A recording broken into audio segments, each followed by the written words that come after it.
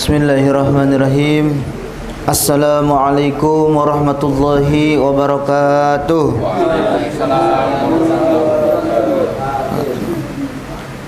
Innal hamdalillah nahmaduhu wa nasta'inuhu wa nastaghfiruh wa na'udzu billahi min shururi anfusina wa min sayyiati a'malina. May yahdihillahu fala mudhillalah wa may yudlilhu fala hadiyalah.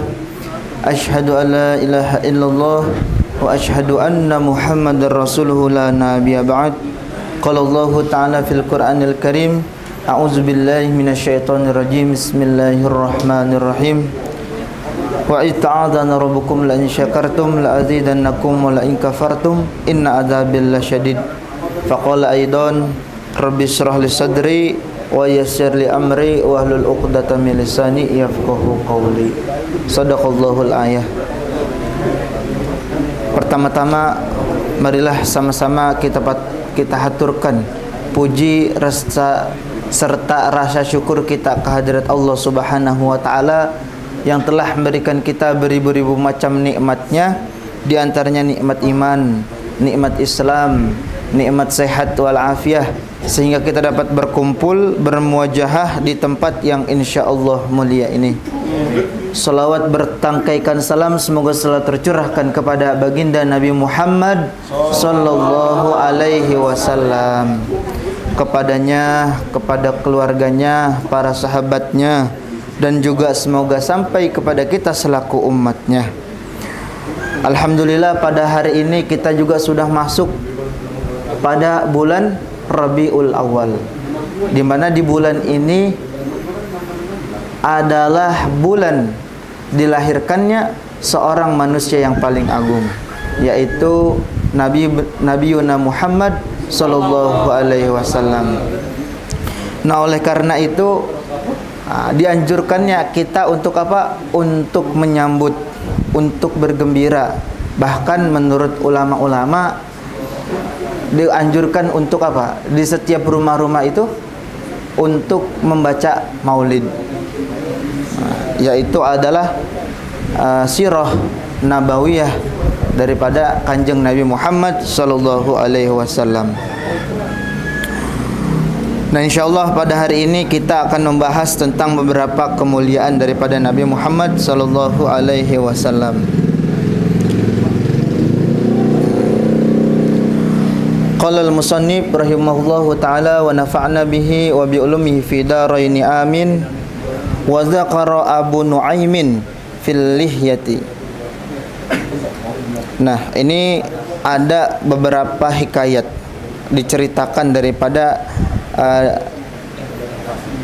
yang telah disebutkan dari Abu Nuaimin fil hikyati, yaitu di dalam kitab Hikam.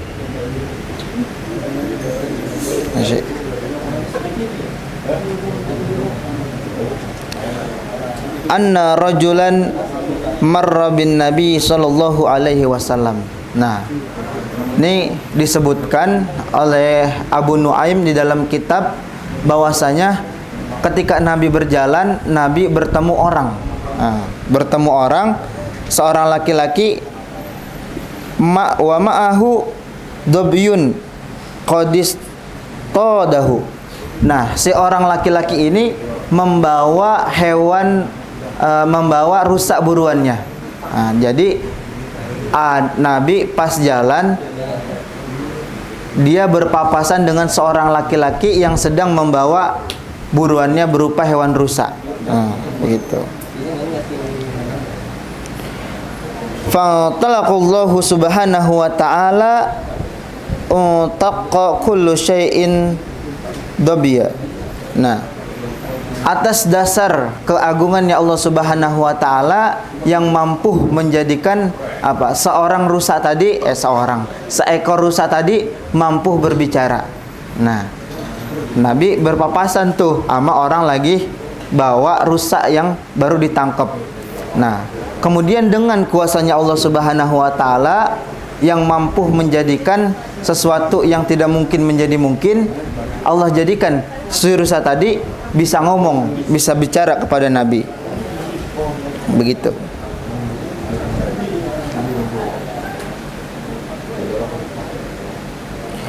Fa'atalaqa Allah subhanahu wa ta'ala alladzi untaqa kulla syai'in zabia. Faqala, kemudian tuh tadi si rusa tadi dia ngomong, ya Rasulullah, innali auladan.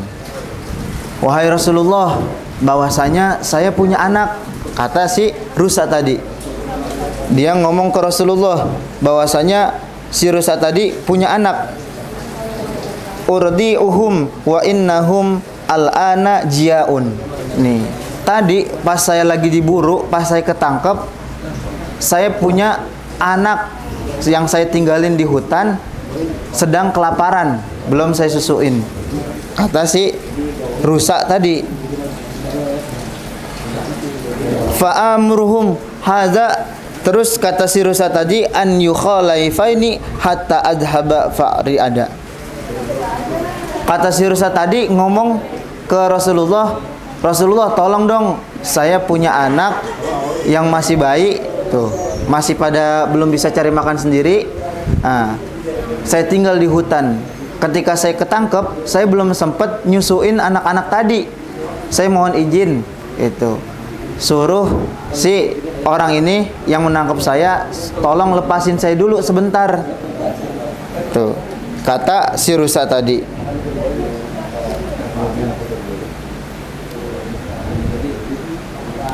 Kemudian Rasulullah menjawab, fa in lam taqudi, kalau misalkan ente rusa nggak balik lagi, gimana?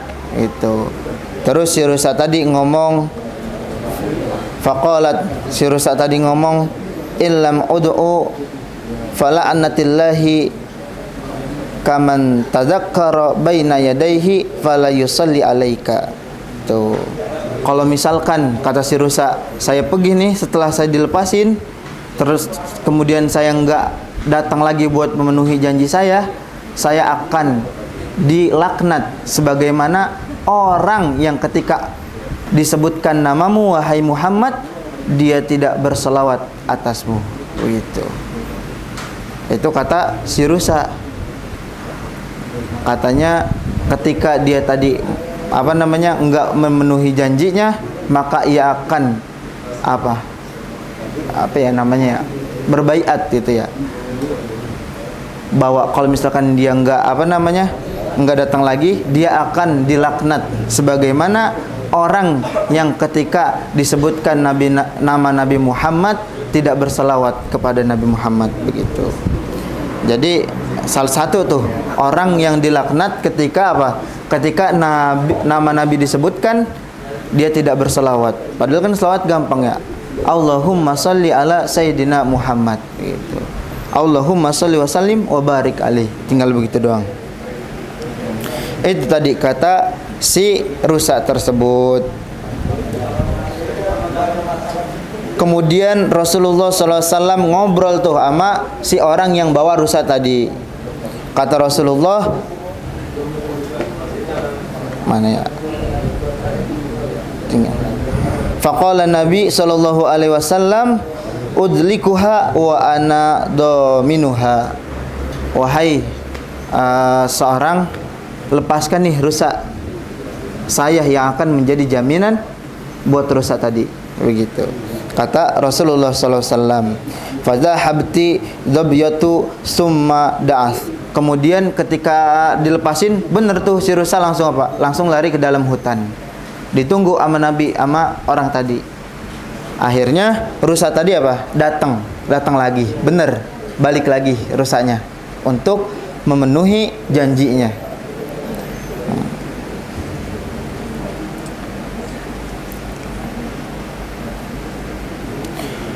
Kemudian setelah kejadian itu, fanazala Jibrilu alaihi salamu wa qala ya Muhammad, Allahu yaqra'uka salam wa yaqulu wa izzati wa jalali li anna arhamu bi a'matika min hazihi dabyati bi auladiha. Nah, kemudian setelah kejadian tadi, Jibril datang untuk menyampaikan apa? Untuk menyampaikan salam. Wahai Nabi Muhammad, bahwasanya Allah Subhanahu wa taala yang maha perkasa, maha tinggi Ia, yaqra'uka salam. Dia menitipkan salam kepadaku untukmu. Tuh kata Jibril. Wa yaqulu, dan Allah Subhanahu wa taala berfirman, beliau berkata, wa izzati wal jalali li anna arhamu bimatika. Bahwasanya aku lebih sayang kepada umatmu dibanding tadi rusa yang menyayangi anak-anaknya tadi. Kata Allah Subhanahu wa taala begitu. Dan Allah Subhanahu wa taala akan apa? Akan mengembalikan umatmu yang berdosa kepadamu nanti dengan maghfirah, dengan ampunan, dengan syafaat daripada beliau.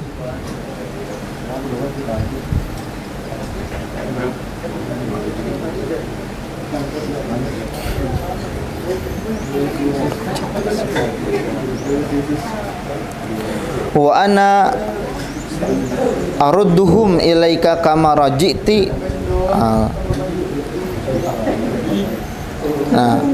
Nah, kata Allah Subhanahu wa taala tadi, dan saya akan mengembalikan umatmu yang berdosa tadi kepadamu, meskipun umatmu berdosa tadi seperti apa? Seperti rusa yang kembali dengan janjinya, gitu.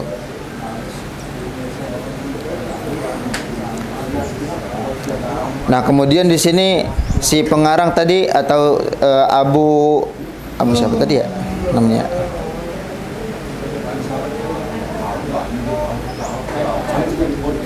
Abu Nuaim mengatakan bahwasanya alhamdulillahilladzi ja'alana min ummati Muhammad sallallahu alaihi wasallam.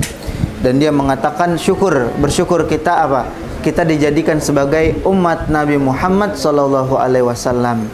Yang dimana salah satu ketika kita bersolawat kepada Nabi Muhammad sallallahu alaihi wasallam itu adalah bentuk sesuatu bakti juga kita kepada orang tua kita. Karena apa? Salaman alaika sallallahu alaikum. Bahwasanya ketika kita berselawat kepada Nabi Muhammad sallallahu alaihi wasallam, maka Nabi pun akan apa? Akan menyebut kita kembali, akan berselawat kepada kita kembali. Dan ketika selawat itu sampai kepada Nabi, wah, ini misalkan si siapa namanya?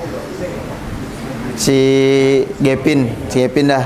Si Gepin berselawat kepada Nabi Muhammad sallallahu alaihi wasallam, sampai itu selawatnya si Gepin kepada Rasulullah sallallahu alaihi wasallam.